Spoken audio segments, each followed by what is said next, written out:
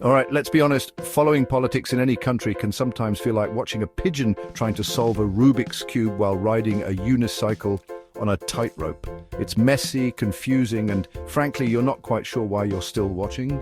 But today we're talking about Kenya, and more specifically about the promises made by President William Ruto, a man who campaigned on a platform of change, a champion for the hustlers, the everyday people struggling to make ends meet. He promised a lot, like a lot. And look, it's easy to throw out promises like confetti at a parade, but actually delivering on them, that's where things get complicated. Today we're diving into the key areas where President Ruto has faced criticism for falling short on his promises and policy goals. From food security to healthcare, affordable housing to good governance, we'll examine the gap between the rhetoric and the reality and what it means for the people of Kenya. Buckle up, it's going to be a bumpy ride. Remember that whole hustler nation thing Ruto was pushing?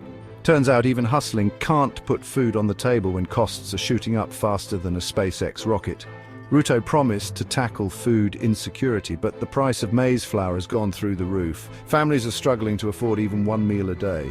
The government's subsidized fertilizer program has been plagued by logistical challenges.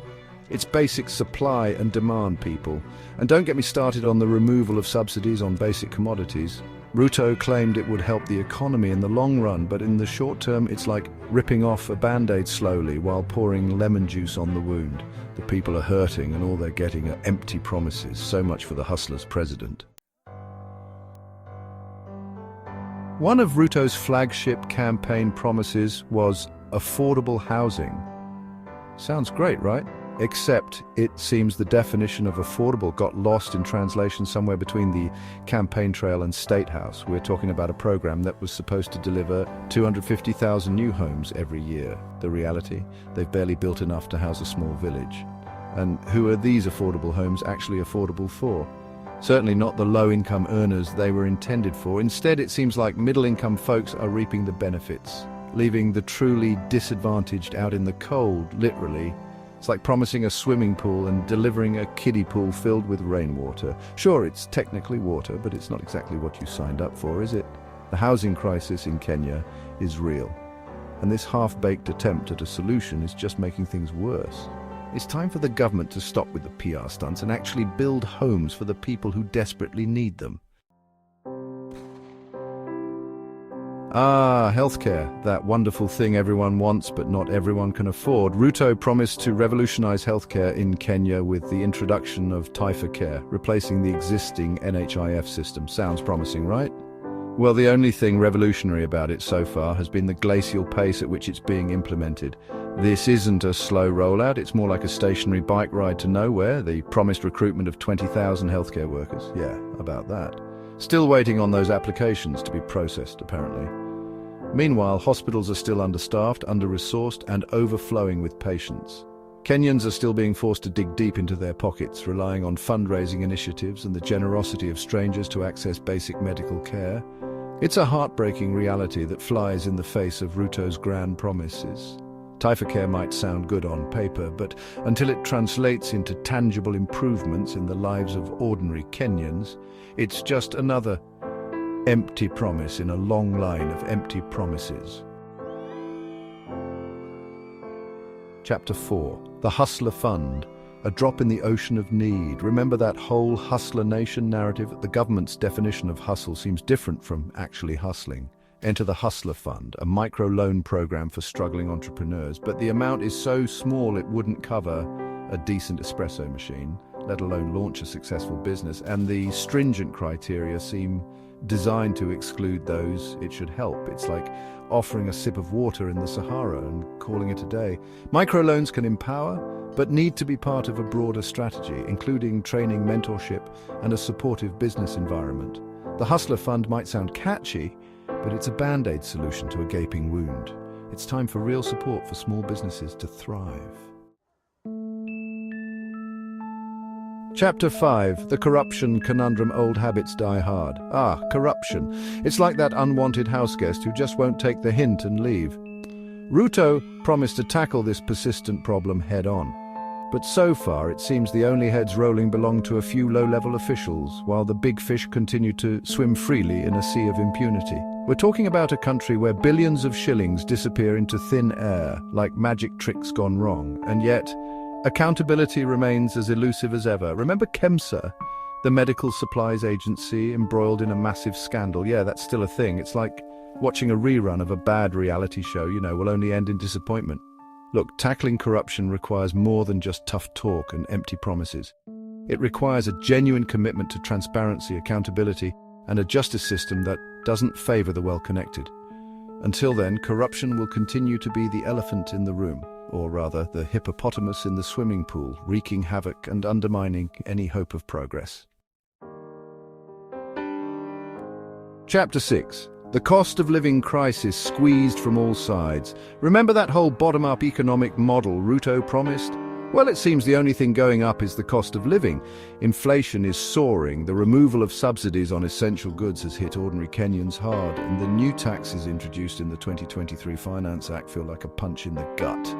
We're talking about a situation where families are struggling to put food on the table, afford school fees, and even pay their rent. It's like trying to outrun a cheetah on a treadmill. You're working your tail off, but you're not getting anywhere. The government's response? A lot of finger-pointing, blaming external factors like the war in Ukraine and the global economic downturn. While those factors certainly play a role, they don't excuse the government's own policies that have exacerbated the situation.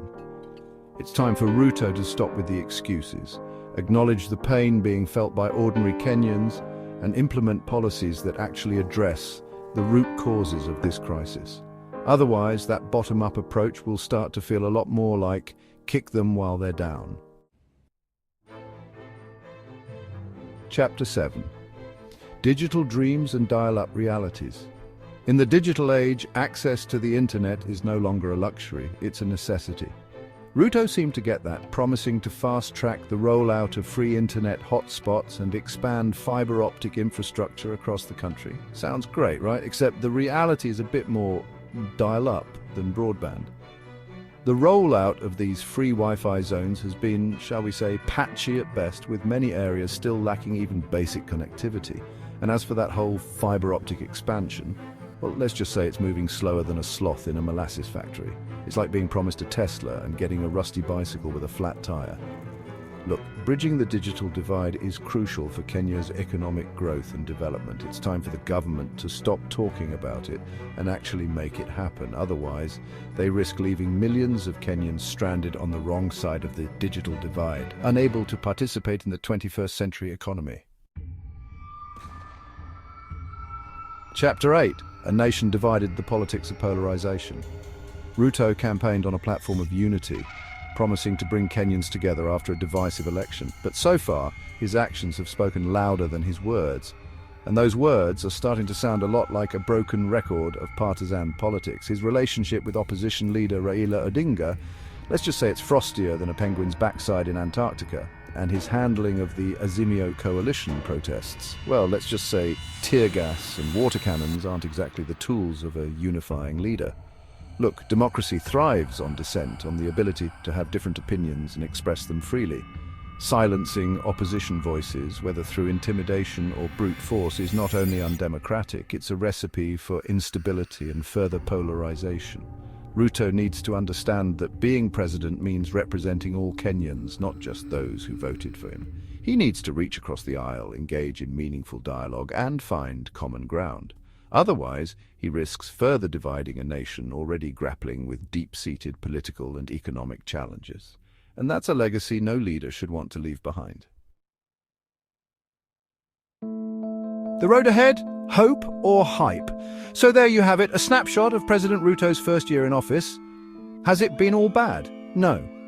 There have been some bright spots, like the progress made in digitization and the initial rollout of the fertilizer subsidy program. But the reality is that many of Ruto's key promises remain unfulfilled, leaving millions of Kenyans feeling disillusioned and left behind. The economic hardship is real, the governance issues are persistent, and the gap between rhetoric and reality is widening by the day. The question now is, where does Kenya go from here? Will Ruto learn from his mistakes, course correct, and finally start delivering on his promises? Or will the next 4 years be more of the same, marked by unfulfilled expectations and a deepening sense of disillusionment? Only time will tell. While President Ruto has made strides in some areas, such as digitization and fertilizer subsidies, many of his key promises remain incomplete or have faced significant backlash due to implementation challenges. Economic hardship, governance issues, and unfulfilled pledges have contributed to public dissatisfaction with his leadership.